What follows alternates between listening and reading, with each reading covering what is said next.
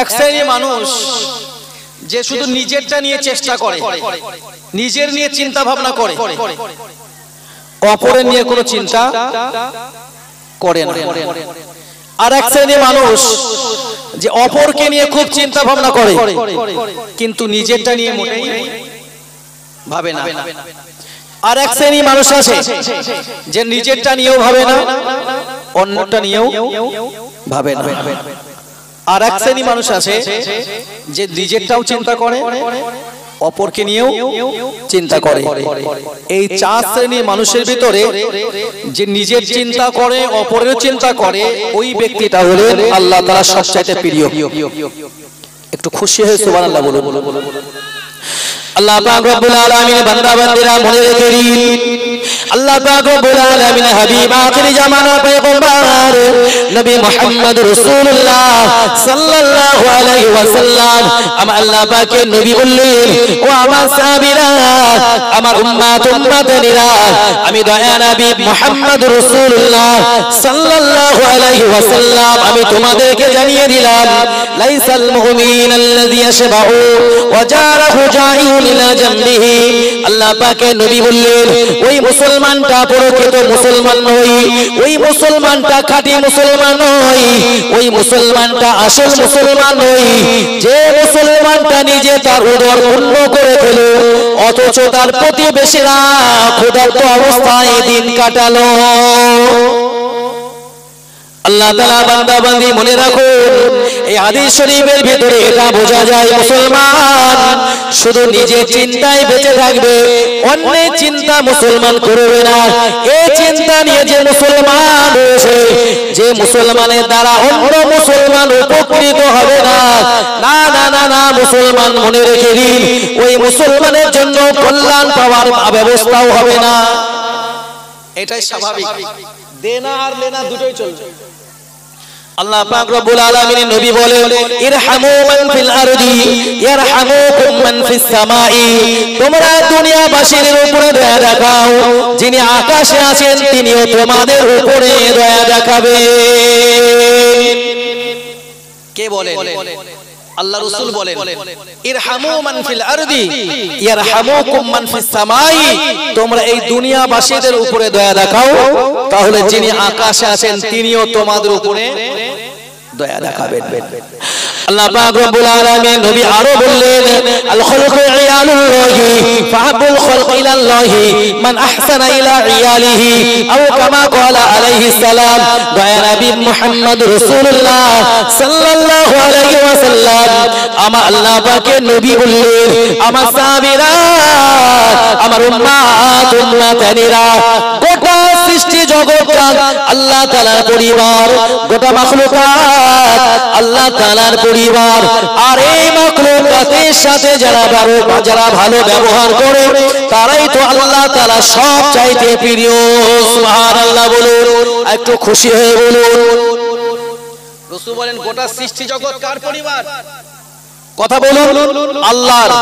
বলেই রাসূল বললেন, আর এই আল্লাহর পরিবারদের সঙ্গে যারা ভালো ব্যবহার করে তারাই হলেন আমার আল্লাহ তাআলা সবচাইতে প্রিয়। আচ্ছা, আমাদের কি আল্লাহর প্রিয় হওয়া দরকার না অন্য কারোর? একটু সবাই মিলে বলুন। আল্লাহ তাআলা বান্দা বান্দি মনে রাখুন, মা বোনেরা মনে রেখে দিন, আমি আপনাদের না না না না, আমি আমার স্ত্রীর জন্য খরচা করলাম, আমার স্ত্রীর পাশে দাঁড়ালাম, স্ত্রীর অভাব অভিযোগ পূরণ করার জন্য। না না না না, সে আমার কাছে যতটুকু দাবি করে আমি আরো বেশি দিয়ে তাকে পূরণ করি। আমার সন্তান আমার কাছে যে দাবি করে আমি সেই দাবি পূরণ করা তো দূরের কথা, যতটা সে চাই তার চাইতেও বেশি দিয়ে পূরণ করি। আমার ভাই বোন, আমার আত্মীয় স্বজন, বন্ধু বান্ধবেরা আমার উপরে যতটুকু আশা করে আমি ওই পরিমাণ আশা তাদের পূরণ করে দিই। না না না না, কখনো তো তার চাইতেও বেশি পূরণ করি।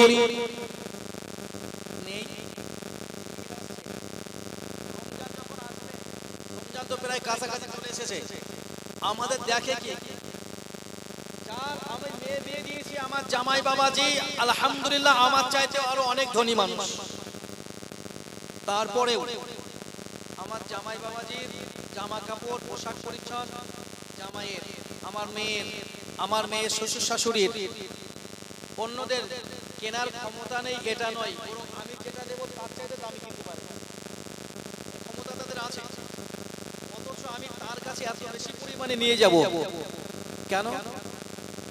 নতুন মেয়ে বিয়ে দিয়েছে, না নিয়ে গেলে লোকে বলবে কি? অথচ আমার প্রতিবেশীটা বস্ত্রহীন, আমার প্রতিবেশীটা ক্ষুধার্ত।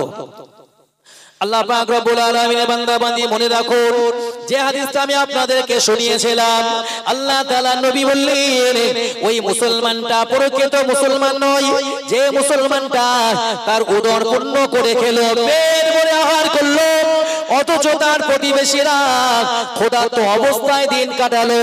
হযরত ইমাম জুহরি রাহমাতুল্লাহ আলাইহি এই হাদিসটার ব্যাখ্যা করতে গিয়ে বলেন, না না না না, একজন মুসলমান যে জায়গাতে বসত বাড়ি তৈরি করলো, একজন মুসলমান যেখানে বসবাস করবে, ওই মুসলমানটা ডানে এবং বামে, ওই মুসলমানটা সামনে এবং পিছনে, না না না না, তার চতুর্দিকে 40টি করে ঘর, 440 160টি বাড়ি হলো মুসলমানের প্রতিবেশী।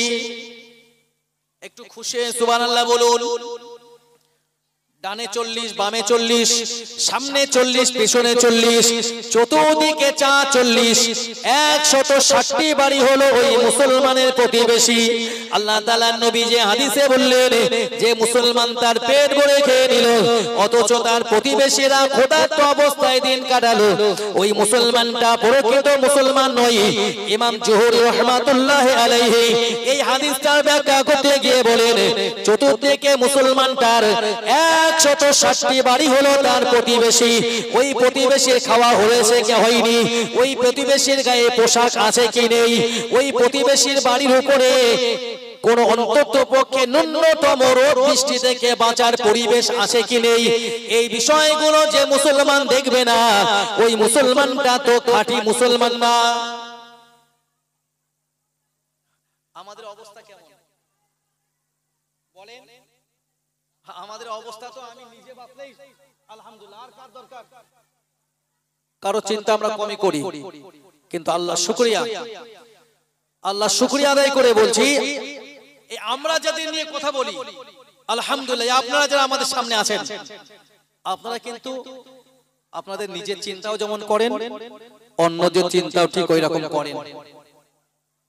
একটু আলহামদুলিল্লাহ বলেন, এটা তো আমার বিশ্বাস, এটা আমার মন থেকেই বলছি। যদি আপনারা ওই চিন্তা না করতেন, তাহলে এই জীবননেসা মাদ্রাসায় আপনাদের পৌঁছানো, কথা শোনা, দিল জান প্রাণ উজাড় করে এই মাদ্রাসার জন্য যখন আমরা হাত পাতি, কোনোদিন আপনাদের কাছ থেকে বঞ্চিত হই না, শুধু তো দিয়েই যান আর দিয়েই যান। লক্ষ্য কিন্তু এই দুনিয়া নয়, লক্ষ্য কোথায়? আখিরাত।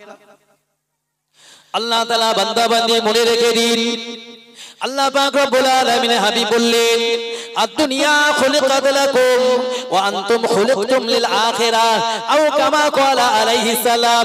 দয়া নবী মুহাম্মদুর রাসূলুল্লাহ সাল্লাল্লাহু আলাইহি ওয়াসাল্লাম, আমার আল্লাহ পাকের নবী বললেন, আমার সাহাবীরা, আমার উম্মাত উম্মাতানিরা, আমি রাসূলুল্লাহ তোমাদেরকে বললাম, না না না না, এই দুনিয়া সৃষ্টি করা হয়েছে তোমাদের জন্য, এই দুনিয়ার নাম যা কিছু আল্লাহ তাআলা দিয়েছেন তোমাদের জন্য, ওয়া আনতুম খুলিকতুম লিল আখিরাহ, তবে তোমাদেরকে আমার আল্লাহ তাআলা বানিয়েছেন পরকালের জন্য।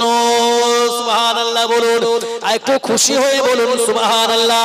আল্লাহ তাআলা নবী বললেন, না না না না, আমার সাহাবীরা, আমার উম্মাত উম্মাতানিরা, আমি রাসূলুল্লাহ তোমাদেরকে জানিয়ে দিলাম, এই দুনিয়াটা হলো কাফেরদের জন্য, বিদীনদের জন্য জান্নাতের মতো, তবে ঈমানদারদের মতো এটা, ঈমানদারদের জন্য এটা জেলখানার মতোই। আল্লাহ তাআলার নবী আরো বললেন, হুজিবাতিন নারু বিশাহওয়াত ওয়া হুজিবাতিল জান্নাতু বিল মাকারিহি।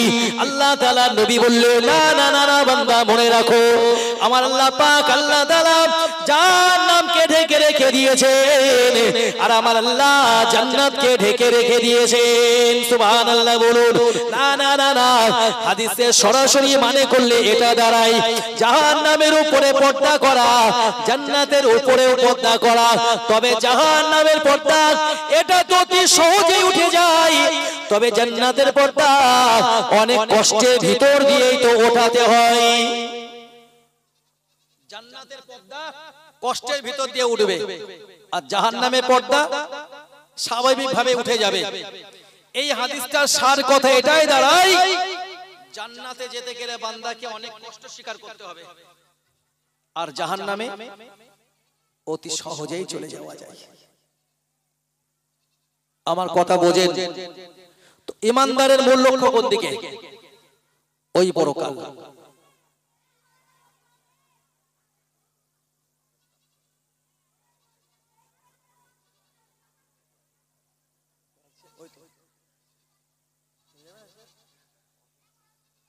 ও আচ্ছা আচ্ছা, আলহামদুলিল্লাহ। একটু তাকবীর দেন তো, নারে তাকবীর।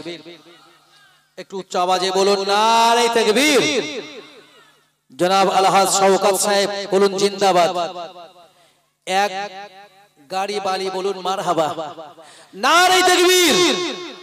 আল্লাহ পাক আল্লাহ তাআলা হাজী সাহেবের পক্ষ থেকে প্রতিষ্ঠানের জন্য দান আপনি কবুল করুন। ও রব্বুল আলামিন, আল্লাহ তাআলা হাজী সাহেবের শরীর মন আপনি সুস্থ রেখে দিন, আল্লাহ আয় উন্নতি বাড়িয়ে দিন। ও রব্বুল আলামিন, আল্লাহ তাআলা আপনার হাবিব যে বললেন as-সাদাকাতু তুরাদুল বালা, সদকা মানুষের কঠিন বালা মুসিবত থেকে রুখে দেয়। রব্বুল আলামিন আল্লাহ তাআলা হাজী সাহেবের দান, আল্লাহ হাজী সাহেবের জন্য, হাজী সাহেবের পরিবারের জন্য সকলকে আপনি কঠিন বালা মুসিবত থেকে আপনি হেফাজত করবেন, বলুন আমিন। আল্লাহ হাজী সাহেবের আয় উন্নতি বাড়িয়ে দিন। আল্লাহ ময় মুরব্বী যারা কবরে চলে গেলেন, যাদের ভিতরে এক জাররা পরিমাণ ঈমান আছে, সামান্য ঈমানের খাতিরে আল্লাহ তাআলা তাদের কবরগুলোকে জান্নাতের টুকরা বানিয়ে দিন, বলুন আমিন। ও রব্বুল আলামিন, আল্লাহ তাআলা হাজী সাহেবের পরিবার থেকে মাতৃ পিতৃ কুলে শ্বশুর শাশুড়ি কুলে যারা এক জাররা পরিমাণ ঈমান নিয়ে আপনার ডাকে সাড়া দিয়ে গহীন কবর নীরব নগরে পাড়ি দিয়েছেন, আল্লাহ আল্লাহ আপনি তাদের মাফ করে দিন। যদি কারো কবরে আযাব হয়ে থাকে, আল্লাহ আযাবকে ক্ষমা করে দিয়ে কবরটাকে জান্নাতের টুকরা বানিয়ে দিন, বলুন সকলে আল্লাহুম্মা আমিন। আল্লাহ হাজী সাহেবের পরিবারে আপনি শান্তি বজায় রেখে দিন, বলুন আমিন। আল্লাহ তাআলা যে নিয়াত নিয়ে যে উদ্দেশ্য নিয়ে দান করেন, এ দান আপনি কবুল করুন। হাজী সাহেবের নেক উদ্দেশ্য আপনি পুরা করে দিন, বলুন আমিন। আর একটু খুশি হয়ে বলুন আল্লাহুম্মা আমিন। আপনারা খুশি তো? হাজী সাহেব একটু অসুস্থ মানুষ, আমরা দোয়া করি আল্লাহ হাজী সাহেবের জন্য শিফায়ে আজিলা কামিলা নসিব করুন, বলুন সকলে আল্লাহুম্মা আমিন। একটু আগে বলছিলাম, মনে পড়ে আপনাদের, আপনার ত্যাগ কারোর জন্য কল্যাণকর। হাজী সাহেব কিন্তু এই ছাদের নিচেই থাকতে আসবে না। আপনার যতই জীবনেসা মাদ্রাসায় টাকা দেন না কেন, যদি এখন মনে করেন যে মাদ্রাসার জন্য আমি 500 টাকা দিই, 1000 টাকা দিই, কই মাদ্রাসার মধ্যে ছেলে মেয়েরা কোথায় পড়াশোনা করে কিভাবে আছে দেখে আসি তো, পারমিশন নেই। ওখানে পর্দার ব্যাপার আছে নাকি নয়? ওখানে পর্দার ব্যাপার আছে, আর পর্দাগুলো তো খুলে দেওয়া জিনিস না।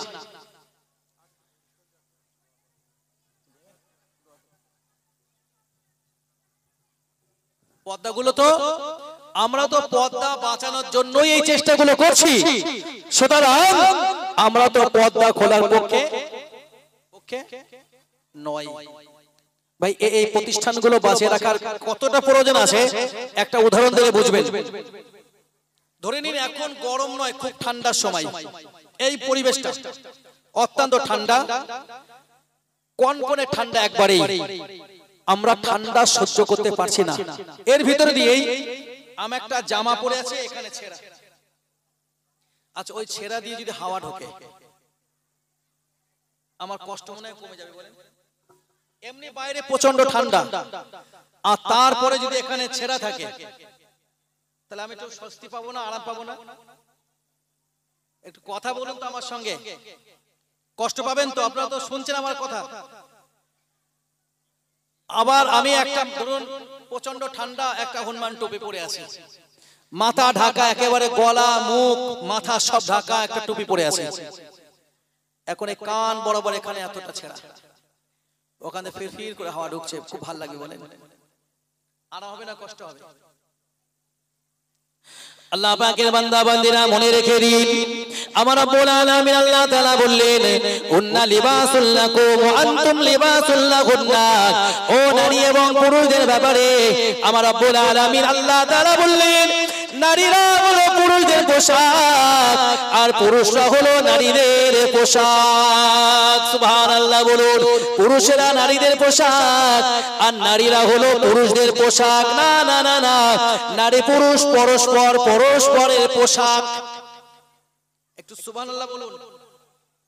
আল্লাহ তাআলা বান্দা বান্দি মনে রেখে দিন, নারী যদি পুরুষের পোশাক হয়ে থাকে আর পুরুষ যদি ওই নারী জাতীয় নারী নামীয় ওই পোশাকটাকে ব্যবহার করে, আর আপনার যে পোশাকটা ব্যবহার করলেন পোশাকের পিঠের দিকে ছেঁড়া, না না না না, ওই পোশাকটা পরে স্বাভাবিকভাবে ঘর থেকে বার হওয়া যায় না। দেশের প্রধানমন্ত্রী আপনাকে ইনভাইট করেছেন চিঠি দিয়ে, ভীষণ খুশি। এখন পোশাক আপনার একটাই মাত্র আছে, তবে সামনে এতটা পরিমাণ ছেঁড়া, এখানে একটু দাগ লাগা, হাতাটা গোটানো আর নিচের ঝুল কিছুটা ছেঁড়া, তালি দেওয়া। ওই পোশাক পরে মনে হয় বুক ফুলিয়ে প্রধানমন্ত্রীর সামনে গিয়ে দাঁড়াবেন নাকি? একটু কথা বলুন। ওটা প্রধানমন্ত্রী তো অনেক দূরের কথা। যদি এই জায়গাটার নাম কি? রাজাপুর। রাজাপুর থেকে চাঁপাপুকুর তো বেশি দূরে না, একেবারে প্রতিবেশী পাড়া বা গ্রাম বললেও ভুল হবে না। এখন আপনার এই রাজাপুরের একটা ছেলের বিয়ে ওই চাঁপাপুকুরে, আপনার দাওয়াত দিয়েছে, আপনি তো খুব আনন্দিত, খুব খুশি, বিয়েতে যাবেন। পোশাক আছে আপনার একটা মাত্র, এই সামনে এখানে দাগ লাগানো, এখানে কিছুটা ছেঁড়া, পিছনের দিকে এক খাবলা ওঠা আর নিচের ঝুলে কিছু তালি লাগানো। ওই পোশাকটা পরে বিয়ে বাড়িতে যাবেন, খুব ভালো দেখাবে না? ভালো লাগবে তো না লাগবে না? কথা বলুন তো একটু আপনার আমার সঙ্গে। ভালো লাগবে না তো? আপনার নিজের মন কে নিজে জিজ্ঞেস করুন, নিজেকে কতটা অসহায় বোধ হবে যদি কেউ বলে ভাই আপনার জামাই কি দাগ? না ভাই আমার ওই একটাই জামা, ওই রকমই। এই আমার ছেঁড়া দেখতে পাচ্ছি, না ভাই ওটা আমার ওই রকমই। পিছনে এত এক খাবলা ওঠা কেন? না ভাই আমার ওই রকমই অবস্থা, আমার ওই এই ছাড়া নেই। এই জামার নিচে ঝুল, আবার এখানে তালি দেওয়া দুটো চারটে, কি ব্যাপার ভাই? একটা একটা করে যখন জিজ্ঞেস করবে তখন আপনার ভালো লাগবে না খারাপ লাগবে? ভালো লাগবে না খারাপ লাগবে? খারাপ লাগবে না? ছেঁড়াটা লুকিয়েছিলাম, লোকে দেখতে পাচ্ছে। তালি দেওয়াটা লোকানোই ছিল, মানুষ দেখতে পাচ্ছে। নোংরা জায়গাটা লোকানোই ছিল, কাউকে দেখাতে চাইছিলাম না, তারপরে মানুষ দেখতে পাচ্ছে। আমার এই পোশাকের উপরে দাগ থাকলে, আমার পোশাকের উপরে তালি দেওয়া থাকলে, আমার পোশাকের উপরে এক খাবলা ছেঁড়া থাকলে আমার খারাপ লাগে না ভালো লাগে? খারাপ লাগে। ঠান্ডার সময় ওখানে হাওয়া ঢুকলেও আরো খারাপ লাগে। আল্লাহ তাআলা বান্দা মনে রেখে দিন। এখন আমার রব্বুল আলামিন আল্লাহ তাআলা বললেন না না না না, নারী আর পুরুষ পরস্পরের পোশাক। আপনার পোশাকের ভিতরে কোনো জায়গায় ছেঁড়া, ওটা আপনার জন্য খারাপের ব্যাপার। পোশাকে কোনো জায়গায় দাগ লাগা, ওটা আপনার জন্য খারাপের ব্যাপার। পোশাকে কোনো জায়গায় তালি দেওয়া, ওটা আপনার জন্য খারাপের ব্যাপার। আল্লাহ তাআলা বান্দা মনে রেখে দিন, আপনার পোশাক আপনার স্ত্রীর ভিতরে না না না না, তার জবান যে কথা বলে ওই জবানের কথার ভিতরে কোনো সৌন্দর্য নেই। না না না না, আপনার বিবি যে কথা বলে এত কর্কশ ভাষায়, তার ভাষা সহ্য করা আপনার জন্য সম্ভবপর নয়। মুসলমান মনে রেখে দিন, আপনার বিবি আপনার ঘর থেকে বার হয়ে যায়, অথচ তার শরীরের ভিতরে কোনো পর্দা পোশিদার ব্যাপার নেই। ও মুসলমান, আপনার বিবি যখন আপনার সঙ্গে কথা কাটাকাটি করে, একবার একে তুলে একবার ওকে তুলে, একবার বাবাকে তুলে একবার মাকে তুলে গালাগালি করে, এগুলো আপনাকে কষ্ট দেয় না? দেয় না? ও তো পোশাক, এগুলো করা মানেই পোশাক কিন্তু খুলে গেল। জবান দিয়ে বাজে কথা বার হচ্ছে, ও পোশাকটার এক জায়গা ছেঁড়া, আপনার কথার উপরে কথা কাটাকাটি করছে, ও এক জায়গায় তালি দেওয়া। আপনার স্ত্রীর শরীরে কোনো পর্দা পুশিদার ব্যবস্থা নেই, ও পোশাকটা ঠিকঠাক নেই। স্বামী স্ত্রীর জন্য পোশাক, স্বামী দিকে মাতাল মদ খেয়ে বাড়ি আসে, ও পোশাক ঠিক আছে। স্বামী বিড়ি ফুঁকে স্ত্রীর কাছে যায়, ও পোশাক ঠিক আছে।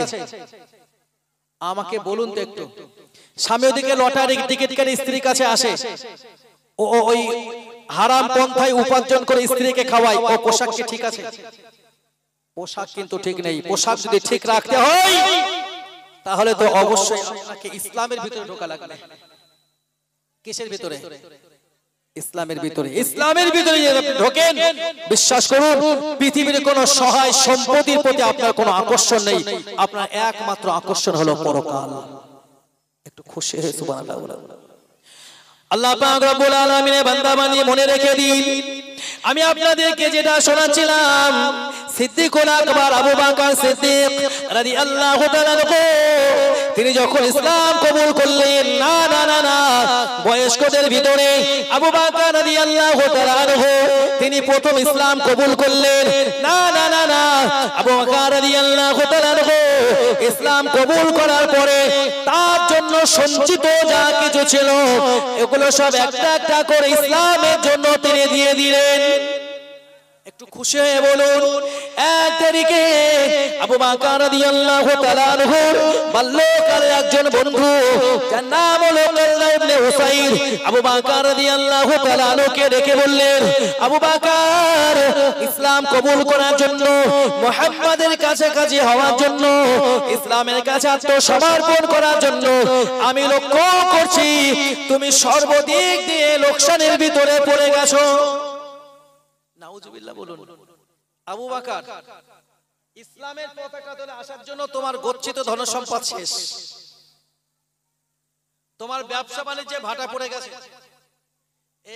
এই কথাটা প্রসঙ্গ করে আমাকে বলতেই হচ্ছে, আমার এখানে আমাদের অল ইন্ডিয়া সুন্নাতুল জামাত সংগঠন দ্বারা পরিচালিত যে ইউটিউবার ইউনিটি আছে, তারা যেভাবে রাতের পর রাত জেগে, বিশ্বাস করুন আমি এখানে 2 ঘন্টা আলোচনা করব, কি 1 ঘন্টা আলোচনা করব, এখান থেকে চলে যাব বাড়ি গিয়ে রেস্ট করব, কি গাড়িতে ঘুমাতে ঘুমাতে চলে যাব, হতে পারে।